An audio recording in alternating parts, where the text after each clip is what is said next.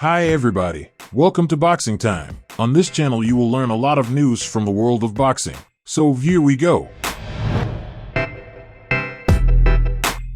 WBO light welterweight champion Teofimo Lopez and lightweight Jamaine Ortiz have a fight in the works for Thursday, February 8th, at Mandalay Bay in Las Vegas, Nevada. The Lopez vs. Ortiz fight is being finalized, according to Mike Coppinger, and will be taking place 3 days before the Super Bowl. Former WBC WBO 140 pounds champion Jose Ramirez was first offered the fight but opted not to take it. If Ortiz doesn't fade like he tends to do, Teofimo could be in a lot of trouble in this fight and might need help from the judges, as we saw in his fight with Sandor Martin. Ortiz is one of those guys that looks huge after he rehydrates. Jamaine isn't on the level of a Devin Haney, where he'll rehydrate 25 pounds to 165 pounds and come in as a super middleweight, but he'll likely have a size advantage over Teofimo on fight night. Jamaine Ortiz gave Vasily Lomachenko a tough fight in October 2022, getting the better of him in the first half of the contest, but then gassing out in the championship rounds and losing a 10-round unanimous decision. In 2021, Ortiz fought to an 8-round draw against Joseph Adorno. The problem that Ortiz has had in the last couple of years has involved his gas tank. He tends to fade in the second half of his fights when matched against good opposition. A big part of that problem could be his huge size for the lightweight division. He looks huge when he rehydrated for his fights at 135, and the size helps him in the first half of the fights. But then he gasses. In Ortiz's last fight, he bounced back, defeating Antonio Morin by a 10-round unanimous decision last September. In May of last year, Ortiz defeated former WBC 130 pounds champion Jamal Herring by a 10-round unanimous decision.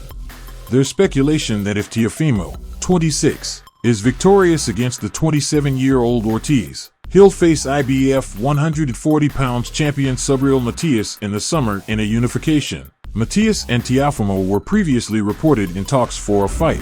That's a fight fans would like to see, as Matias' popularity has gone sky high after his stoppage wins over Shojahan Ergashev Jeremias Ponce. It's unknown why Teofimo is choosing to defend against a 135 pounds French contender rather than a fighter from the 140 pounds division. Casual boxing fans won't care, but it would make more sense to give a contender from the light welterweight division a shot at Teofimo's WBO 140 pounds belt rather than a fighter who was beaten just last year by Vasily Lomachenko.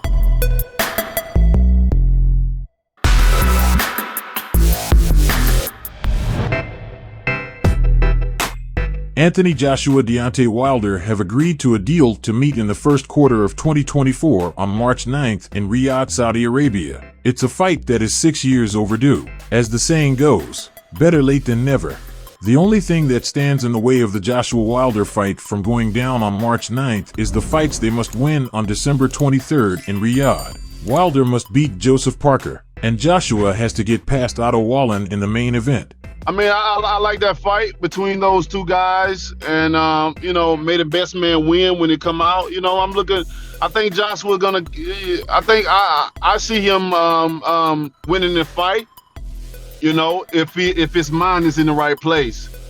If he come in there with self-confidence in himself, and the willing to win and the motion to go and do what he got to do, get the job done. I see him winning that fight. But if he go in there thinking about what's next, especially when it pertaining to me or any other thing outside of that, then he might be finding himself in some big trouble. According to Mike Coppinger, Joshua Wilder has agreed on the money fight for their March 9th fight. There's no word yet about the guaranteed purses the two will receive from the Saudis, but it's expected to be a lot. The winner will face the Tyson Fury vs. Alexander Usyk winner in a mega fight. You can argue that Joshua vs. Wilder is a much better fight than the Fury-Usyk contest. In terms of entertainment value, the Joshua Wilder fight is as good as it gets on March 9th, but they just have to get through their preliminary fights on December 23rd. It's difficult for fans to get excited about the fight between Joshua and Wilder because it's been mentioned so often by AJ's promoter Eddie Hearn. These guys are both pretty old and no longer at the top of the division or anywhere close in the real sense. Wilder rarely fights, and Joshua stopped facing cutting-edge competition after his 2 losses to Alexander Usyk. Their fight on March 9th won't prove who's the best in the division, but it'll let fans know once and for all who the better fighter is between them at this late stage of their careers. If they had fought a decade ago, that would have been far more compelling, as they were both fun to watch when they were firing on all cylinders. The fight has continually been delayed, and people are skeptical about whether it will, even with the Saudis wanting it to happen. These are two older heavyweights with a lot of mileage on them, so you can't count on them winning any tune-up level fights or getting through them without getting dinged up.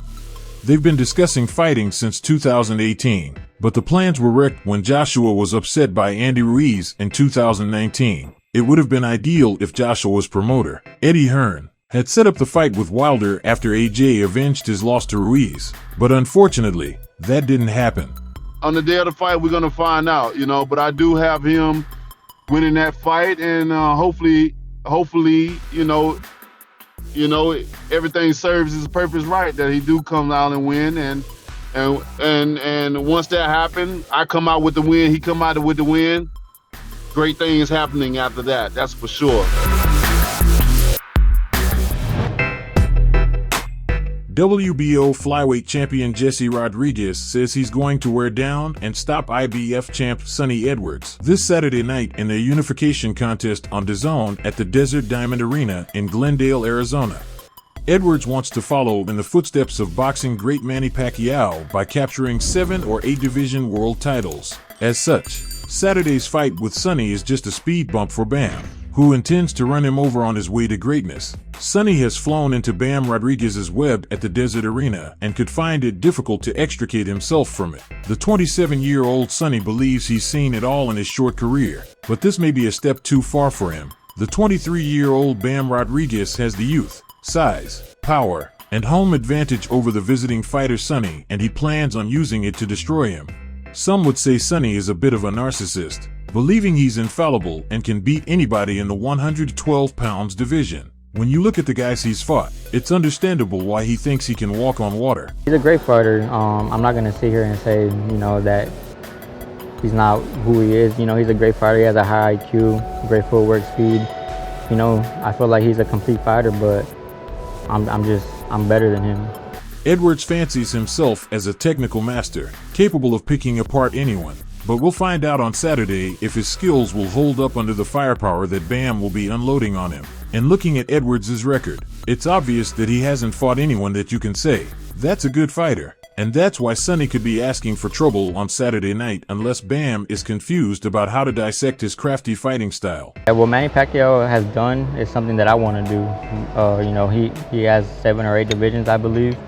I'm at 2 right now, so I got a lot of catching up to do. I'm going to take this fight, win this fight, and then the rest is history. I got a lot more left in the tank. I was at a Chocolatito fight. I think when he fought Martinez, Canelo walked by and he got people out the way. He was like move, watch out. And then he pointed at me. He was like, congratulations. And that was crazy. Canelo's pound for pound, so for him to congratulate me was pretty cool. It was amazing. When Canelo knows who you are, that means you're a big deal. Canelo's acknowledgement is a signal that Bam Rodriguez is a special fighter and one heading for great things. The Mexican warrior doesn't honor every fighter like this. He knows talent when he sees it, which is bad news for Edwards, who is heading for trouble on Saturday. I feel like, Sonny's going to come out, do what he does, and it's just a matter of time until, I actually catch his tricks, catch his timing, and after that, I feel like I'll be able to wear him down and just get him out of there. I can't wait. I honestly can't wait.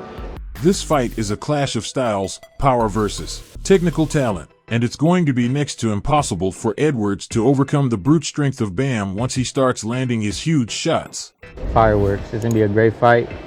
Sonny brings his best. He's a very exciting fighter. I bring my best. I'm an exciting fighter as well. So when 2 styles like that match up, 2 personalities like this match up, just all fireworks. It's going to be fun to see how this fight ends. Sonny will be facing a hungry lion, and he's going to have to be on his scooter all night, trying to get away from this fierce beat.